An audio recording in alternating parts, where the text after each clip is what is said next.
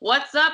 I'm Meghan Triplett. I got John Roser on the call, and it's time for our Grind City 3-point stance presented by Mountain Dew. Mountain Dew! Yes, we are all hyped and ready to go because this weekend was so much fun. And let's start with a big game that kind of happened for Memphis, University of Memphis. It was the Memphis-Tennessee rivalry basketball game. Memphis came from behind to win it 51-47. It's huge. And the story now is becoming, next year, Tennessee and Memphis will play in Nashville. However, there's no commitment just yet on renewing this rivalry. We don't know if we're going to get to see this matchup after next year. Roser, what are your thoughts on should Memphis and Tennessee renew this rivalry? Should we see this matchup again? Okay, well, if the game was like yesterday's as far as how it was played, no, probably not.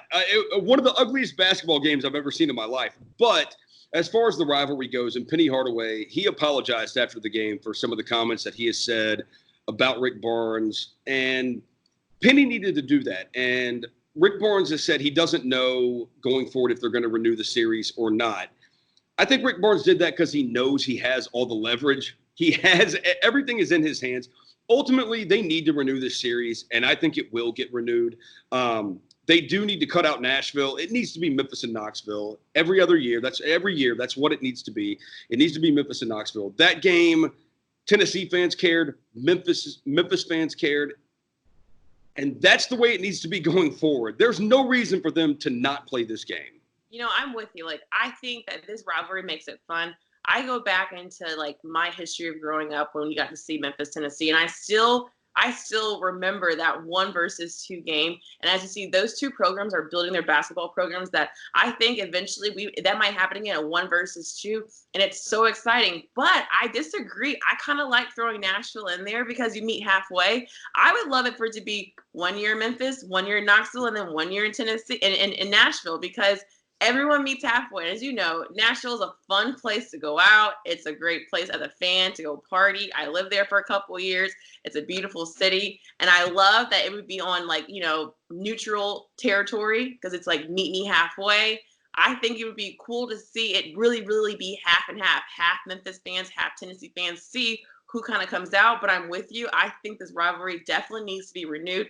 I kind of like Penny's comments. I know I get that you had to make an apology. I like it though. I like Penny showing that, hey, I want this to happen.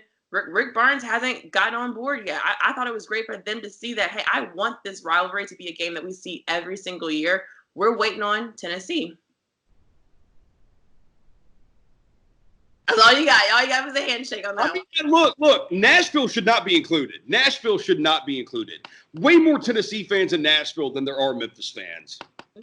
Okay, well, how about this? Let's move on to some college football news then. All right, so last night, Joe Burrow won the Heisman from LSU, and I think it was kind of like a given, from what Joe Burrow has been able to do, especially in the SEC championship game. I think we all knew that. However, obviously, when you win the Heisman, and I know we still got, the playoffs to go, but now the topic is coming up, NFL draft. He received a Cincinnati Bengals helmet. But, however, we don't know how it's really going to play out. But would you take Joe Burrow number one? I know we're predicting the future. Yeah, I mean, is Joe Burrow going to be the best player in this NFL draft? Look, I don't know. But what we do know in the NFL and even in college football, as you see from 3 of the 4 Heisman finalists being quarterback is the most important position on the field. So while I think Chase Young may end up being the best player in the entire NFL draft, quarterback is the most important position on the field. And if it does happen to be the Cincinnati Bengals getting the number 1 overall pick, which it appears as of right now it is going to be the Cincinnati Bengals, yeah, the Bengals have to take him number 1. I mean, Andy Dalton has been their quarterback forever. They benched him just a few weeks ago. They benched him for a couple of weeks. So that means, obviously, they're not committed to him going forward. If I would say Tua maybe, but obviously with Tua's injury, yeah, you're not going to take Tua number 1 overall. So I would say, yeah, Joe Burrow should be the number 1 pick in the NFL draft right now. You know what? If it's the Bengals. You know what? If it's the Bengals, I'm with you. Obviously, the Bengals have some issues that they need to figure out, and quarterback being one of those problems. However, I know we always go there and always want to like predict the future and say who's going to be the draft. But let's not forget, and like as we saw, we were all on for Tua being that number 1 draft pick, and then we see him get hurt. Joe Burrow, which I'm always nervous for. Football is just a very unpredictable sport. He's still got the playoffs. We don't know what is going to happen in this next game, in the national championship game, if he gets there. We have absolutely no idea. And, I do think Joe Burrow right now, if we're today on December, what date is it? I don't even know, 16th. I do think he is the best football player right now that I think he should definitely go number 1. If it's not Cincinnati, I would even still say he should probably go number 1. From what he's been able to prove, right now, he is absolutely amazing. His story is so inspiring. I think he could go, but I think it's too soon to guess. I mean, you said you don't know if LSU is going to be in the national title game. I'll give you a hint. I don't know. To murder Oklahoma. Sorry, Jeff Langham. They're going to murder Oklahoma. So we got to put our picks in, and I know we haven't released them, but I feel like I know who you have winning everything, winning the whole entire thing is LSU. No.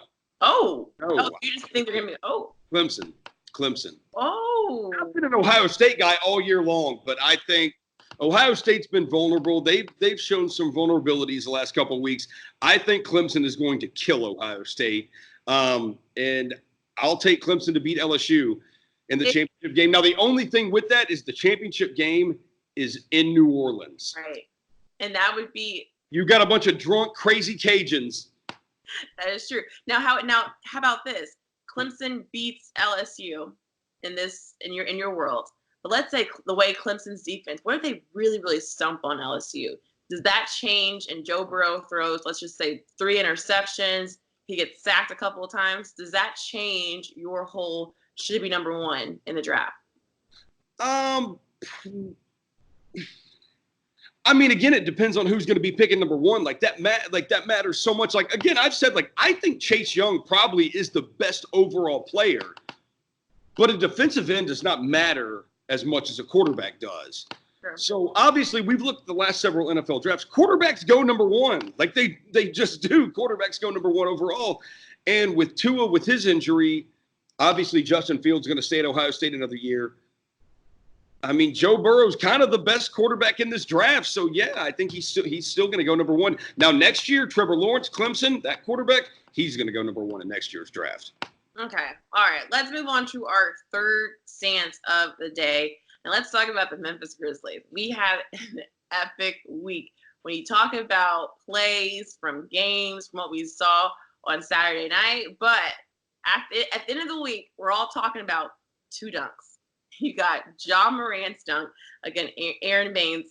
And then you have Brandon Clarke try to show up on that game, on Saturday night's game. So now it's who had the better dunk to you?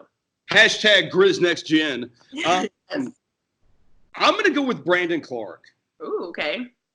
And this is why he got eye level with the rim.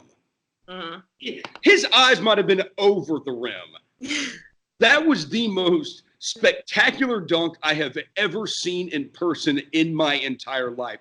He was eye level or above eye level with the rim. I have never seen that, I don't think, in person.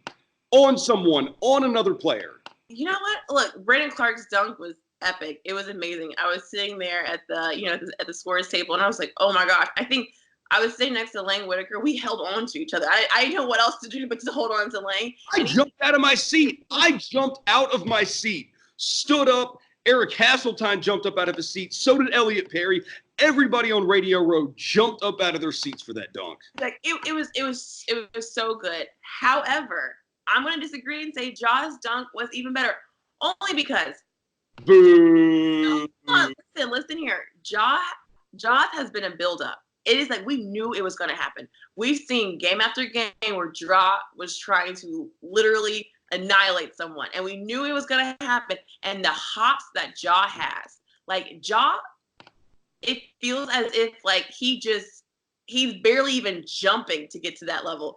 And the fact that it was on Aaron too, it was so good. It won the game too. It clinched the game. It did seal the game.